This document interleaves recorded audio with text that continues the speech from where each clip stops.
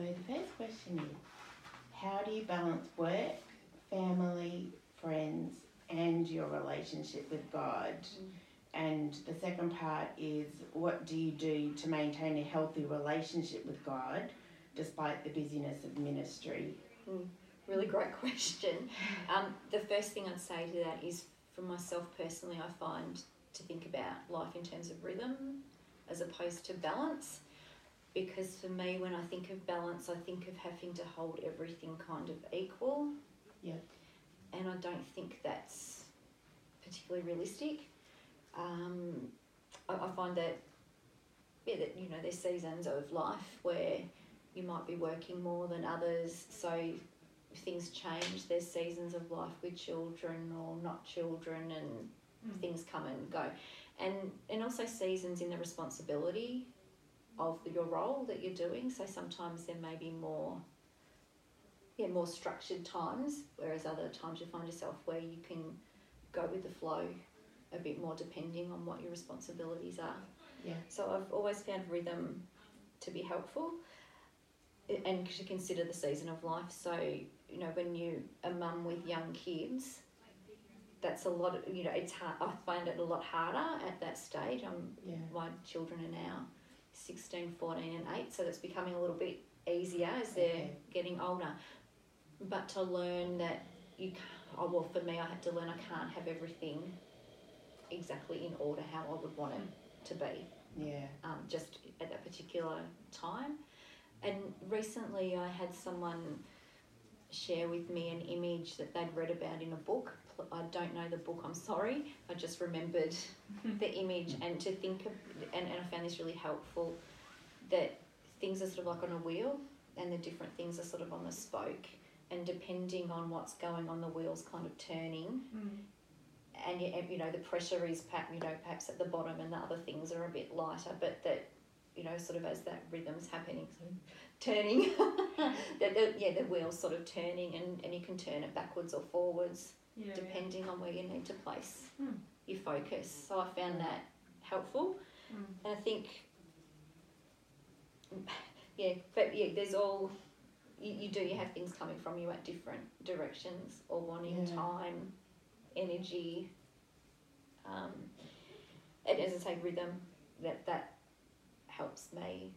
And some things will take longer than others at different times. Yeah. So I suppose with the example of being, a mum of young kids, the time you need to put into your children at that stage is different to other seasons. So that's sort of, I think of balance.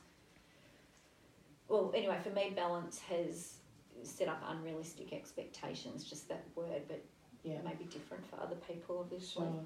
And then I think the next bit, to maintain a healthy relationship with God despite the busyness of ministry, for me the biggest thing has been recognising that my relationship with God is not my ministry, which might sound a little bit silly, but you can kind of fall in, I don't know if it's fall into a trap or if that's the right way to put it, but I think we can, God is all, for me, God is all of life, and all of life is spiritual for me, but then you can get sort of stuck with not putting that special time aside where it's just me and God. That can, and you don't want that to, you don't want that to fall into the background. So it is intentional, and I think that there's been some, actually Christine Unicum's research recently has looked, you need to be intentional. Like it's not just going to happen. And then that all ties into preventing burnout and all that sort of stuff. That if your spirituality is healthy, that can help curb a lot of that kind of stuff. But it's intentional. That's the only word I can use to say that. If you think I'll do that later, I'll do it later. I know for me it doesn't happen. And it's something I have to constantly work on. It's not something that comes natural to me, if I'd be really honest, to sit down and go every time at this day I'm going to, it's something I have to work on, and it's, so the tension, I suppose the tension there is with remembering to draw in on God throughout the day as well, but not have that as an excuse to not spend that time. Does that answer? Yeah, that's good. Yeah, Thanks. okay.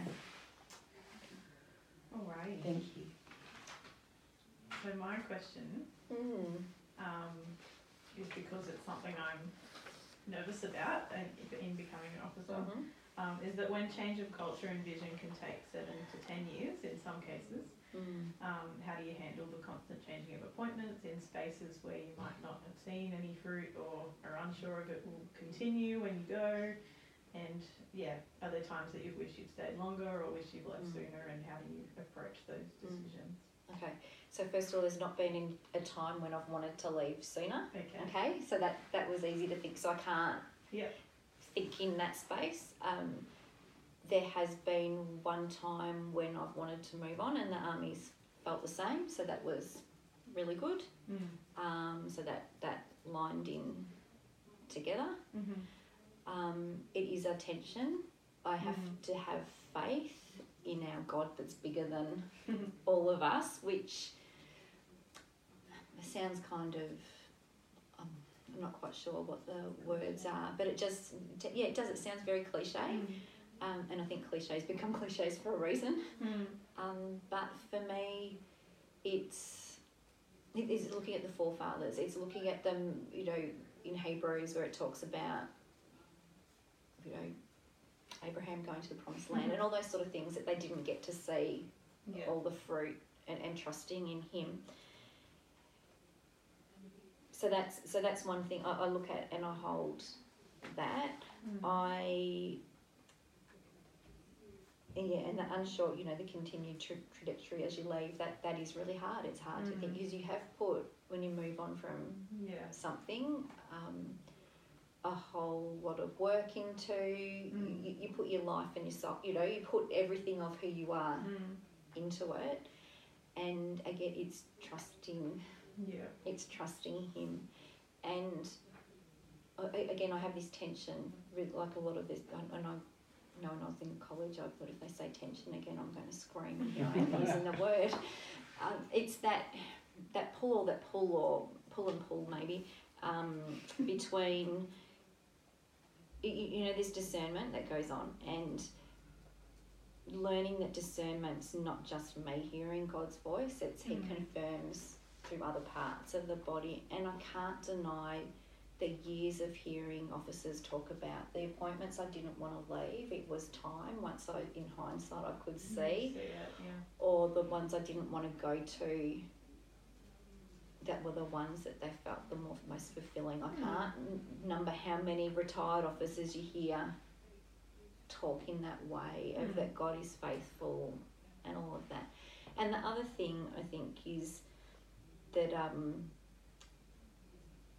that we are able to speak into the space. We haven't, in recent years, and for me it's knowing I've been heard is a really important thing. So with the future service forms, for me, I write down absolutely everything I can, so they know the picture of where I'm at, where I feel the ministry's at, where I feel God's speaking into that. Because for me, I think as long as I've been heard, if they say to me, well, no, this is what we need at the moment, I'm okay with that. Because I think I can't see the full picture of what's going on. Mind you, they can't see the full picture of what's going on. I just have to think, well, as long as I know, for me, as long as I know they've heard perhaps my concerns or what have you and considered that, and then said, well, actually, this is how it's going to happen. I think I've just got to leave the rest to God.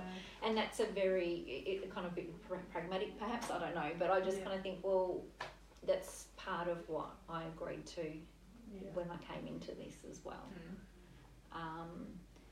But that whole thing about 7 to 10 years to see culture change and what have you, and I think, it's hard. It is hard. And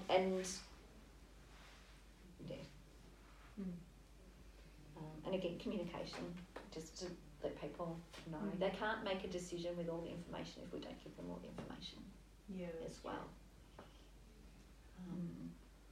So I don't know if that's helpful or not, but yeah, I have moved a lot earlier than I would have hoped or wanted to or expected to a few times. Yeah. That's good. Thank you. That's okay. So my question is, how do you empower local leadership when they're used to a culture of officers as the only ministers? That's a really hard one. Yeah. Which is helpful for our ones, my ones. Yeah, so but yeah. They all a lot of it interlinks, and with the rhythm and it all kind of fits in together. But even extending from that, how do you empower people if you don't have a local leadership? Righty-ho then. Yeah, that's hard. So I think the first thing that came to mind was teaching. It's coming back to teaching, and when I say teaching, I don't mean from the platform. That one-on-one teaching as you're discipling people, and it takes time, and it's not an easy fix. And then, especially if you don't have a leadership team, and so the other thing I'd written down was having a good core leadership team is part of that as well. But if you don't have that, then that can be tricky, because it's like you need to train up some people to then empower. And when they're used to the officer is the only minister, I think it's finding those people who will come alongside you and show them how to minister and that they can do it. Because I think sometimes people don't realise they've got it in them to be able to do it as well. So if you've not, so I suppose there's two elements there. There's building a team, and then there's teaching the congregation and the team that you don't just do it all yourself. So the other thing I thought about was communication. And for an example, if you're setting up a new pastoral care team, because I know people are wanting the officer to do visits and all those kind of things, and I think there's times where it's definitely the officers, if there's someone's had a death in the family or whatever, it's important to be there for those big life things and crises. But for the standard pastoral care, you might put in a system in place where you have someone that's there as a local officer, their responsibility that they do, and they keep you informed, and good communication with the congregation that this is how it's working.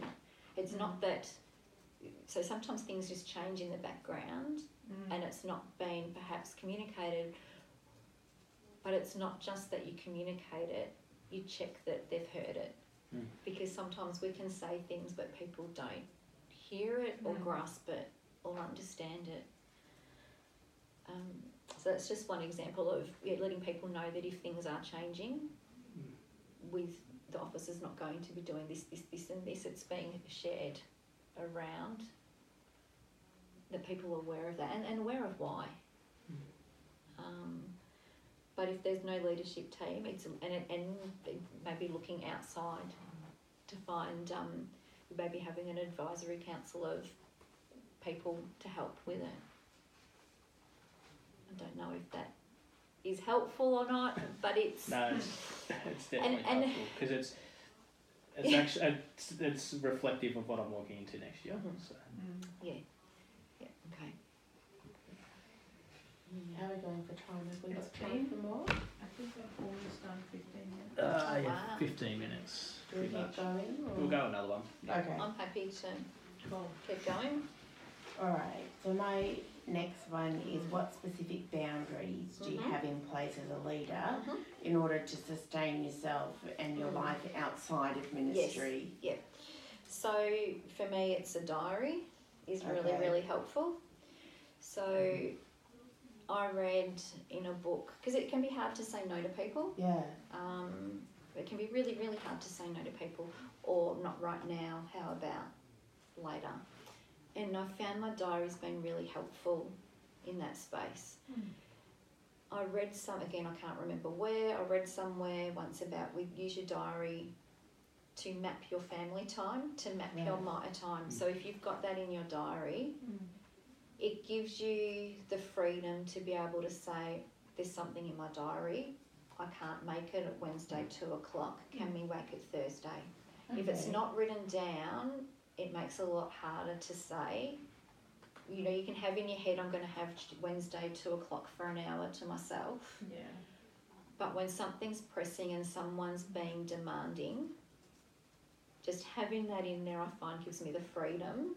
If I need to say, oh, there's already something in my diary. They don't need to know what it is. Mm.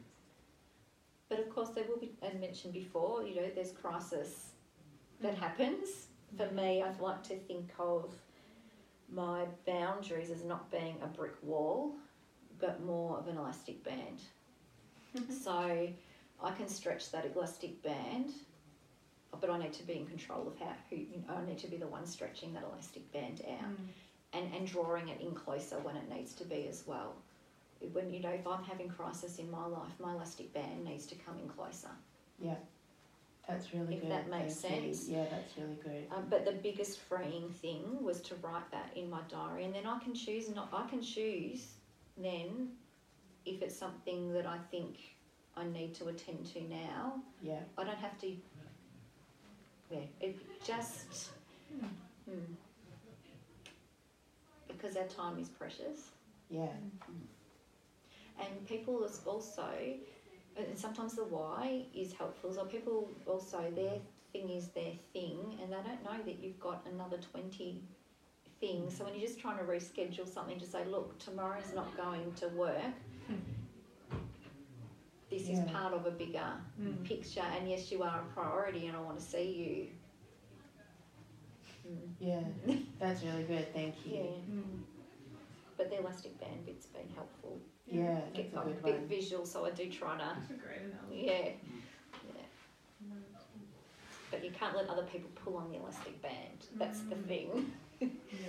And when they do stick to your ground, is that what you kind of Sometimes say, no, I can't? really can't. And you know, Yeah. there's not many times I need to say that. Yeah. I don't think that there's been many times that I've really had to dig my heels in and say no. Well. As I say, usually when you say no, people understand. I mean, I have said no, and without needing to dig my heels in, I suppose. Yeah. Yeah, but there's only been a few times where I really had to stand ground. That's good. Well, one more or call it? Got 2 minutes till 20. We can go one more. Is there a quick question? My first one was about conflict. Oh, so was mine. Different expectations of me as a leader and what I think I know I need to do as a leader when people have differing. Yeah. How do you manage that tension when people think you should be one way, but really you know who you are as a leader? It's having that confidence of who you are in Christ Yeah. is probably the biggest thing. Yeah. And Simple answer. which is really simple and sounds really Yeah. basic but hard to put into practice. Yeah. Because it does bring self-doubting, or I Yeah. find it brings self-doubt, but also having trusted confidence I think is really helpful, whether that be, you know, a close friend who's also in ministry or having a coach or a mentor, but spiritual direction I think is really helpful in that space as well. But yeah, and listening to some, you know, sometimes we need to listen if it's about them wanting you to do something but you don't feel that's the right way to go, then sometimes it's listening and then again communicating the why. But when it's about who you are, then that's hard. Yeah. And it's being confident to be who you are, not be someone else's as well. Especially when they're looking at to the glory days or something of who the leader was at that time, that can be tricky. Yeah. Yeah. And sometimes just naming, I'm not, you know, I have to be who I am in Christ and they have to be who they are in Christ, and we can't compare. I just need to keep going as me. Yeah. And that's that's a not vulnerable better or worse. space. Yeah. Yeah. So it's easy to say than put into practice, I know. Yeah. Is there anything else that you want to say? Because I know you've got prepared answers there and stuff. That's Is there a good anything question, that you Amanda. want to just bring out that hasn't been said? So with your one about conflict, when there is conflict resolution, for me, I think great communication, not good communication, and to really listen to the people involved and hear what they're trying to say. And what I've found that's been really helpful is often we tend to listen to this party and then listen to this party, but to bring everyone into the room together so that everyone's heard the same thing, to be on the same page. Because if we speak to this person and then to this person, we could say the exact same thing to both of them, but they can not twist it intentionally, but they hear what they want to hear. Yeah. And they know that the other person has heard you say the exact same thing. So they know that there's no point. They can try to turn things to their own agenda. And I don't know that people mean to do it or don't, I'm not suggesting people try to purposefully twist what's said, but they hear things throughout the filter of their own agenda. Yeah. So they know that Joe Blogs has heard you say. I just find that whole in the room together can be really hard, but it's worth it.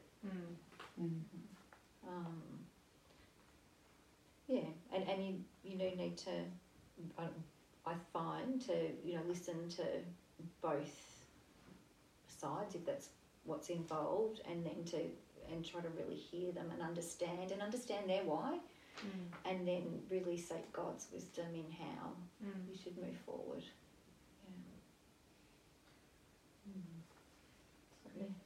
So we've touched on those ones.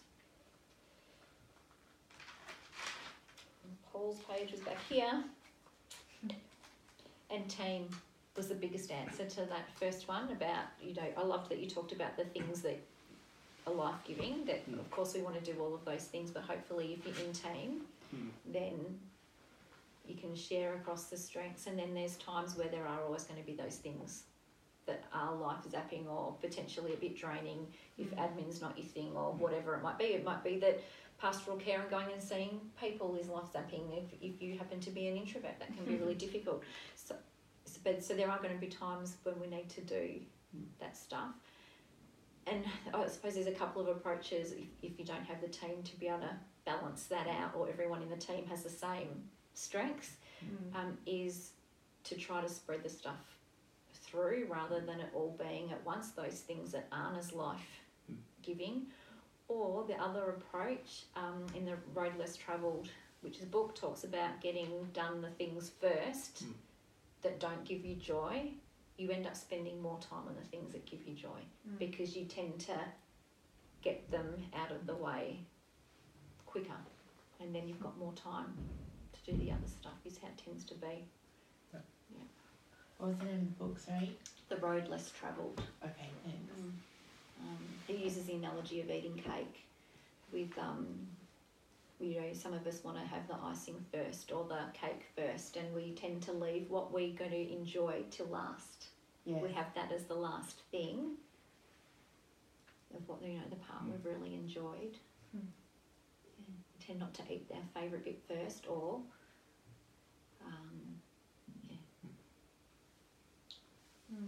So I think we've kind of covered everything there. Thank you so much. Thank you so much. That's okay.